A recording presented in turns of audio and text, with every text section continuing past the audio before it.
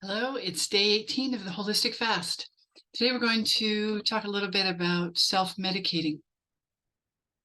Firstly, I suggest that we all are self-medicating. It's to what degree we are doing this.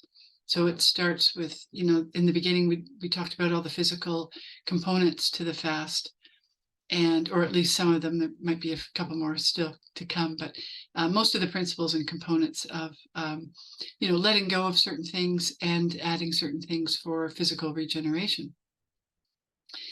And in that, there is this letting go process as well of things that we may not even realize that we have an addiction to. Sugar is really at the top of the list, but there's many more nutritional factors, some of which I've already talked about, so I won't go into those today. But let's look at self-medicating a little bit deeper in sense of what process and programs and unconscious compulsion feeds these addictive behaviors. Also, there's a component of entities. So as I said in a previous day, entities can be either collected thought process, or it can actually be a little, a hitchhiker, a tag along in our auric field that we've attracted, by the way. We've attracted it through having an opening in the auric field, and then also being unconscious to the fact that it's there. That can even show up in the body as parasites. So, that's just one example, but yeah, something to look at there as well.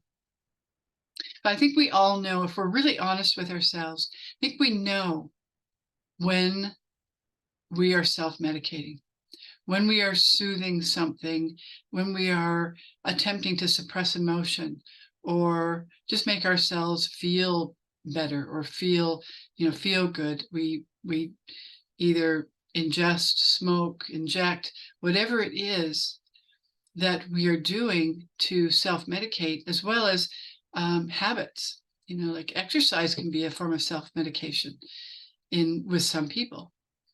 Many different, the gamut, the shopping, the sex, whatever it is, pornography.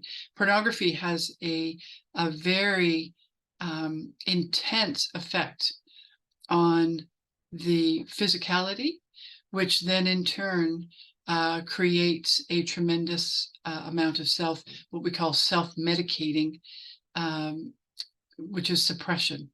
So we're suppressing things. Anytime that we're suppressing things, either if it's conscious or unconscious, I think if we're really honest with ourselves, we know on some level, we know that we're doing it. Yeah, so there's some things to look at on today's post, some videos and some writing. So go ahead and do that.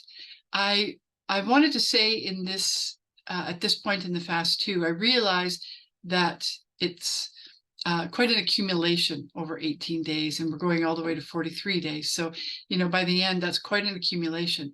So it's not about doing it like exactly on that day, but it can be about just the education process that we have, and and contemplating it, and then taking action towards changing it, or even, sometimes we have to purchase things in order to implement something, whether it's nutritional or whatever. So yeah, just like I said in an earlier, on one of the earlier days, we're gentle with ourselves, yet we're very disciplined. So it's really about that, those two things in combination. In terms of intense addiction, so I would say to harder drugs, like we all know what harder drugs are, like meth, cocaine, heroin, fentanyl. I mean, here in British Columbia, we give these things out free of charge on the streets, and our streets are a mess to the people on the streets, the people who do not have homes. And our government has passed a law that we are supplying, and I say we as the province is supplying people with these hard drugs, which is, the death toll, the overdose has just skyrocketed. So we really have to take a look at this. We have to, self-responsibility is at the core of everything. And I hope that we can, as a society, look towards more about assisting one another rather than creating even more difficulty for people who have gotten themselves into that place of hardcore addiction. So it's if you have family, if you have friends, and you're wanting to change those things, bring them close and seek help. It's really important when someone has these biological chemical components that have been that are needing to very gently be weaned off of a substance. It depends on the person, it depends on the substance, and it depends on the length of time that substance has been used. So like I said, be gentle yet firm with yourself, discipline, and seek help, seek assistance. So that's what I'm going to say today on self-medicating. We all, like I said in the beginning, we all have work on self-medication. So let's address that, be honest with ourselves. We know when we're about to put something in our mouth that is not for the vitality of the body. Carbs are a big one. High carbs, high sugar is very high on the self-medicating.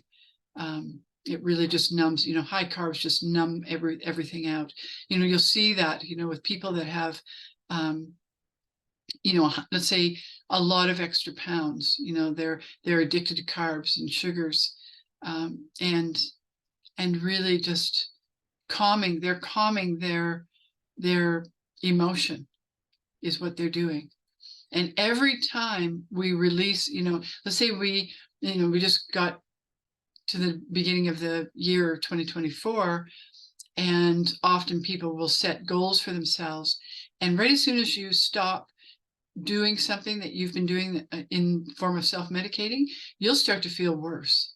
You will start to feel really bad for a while, and that's part of it.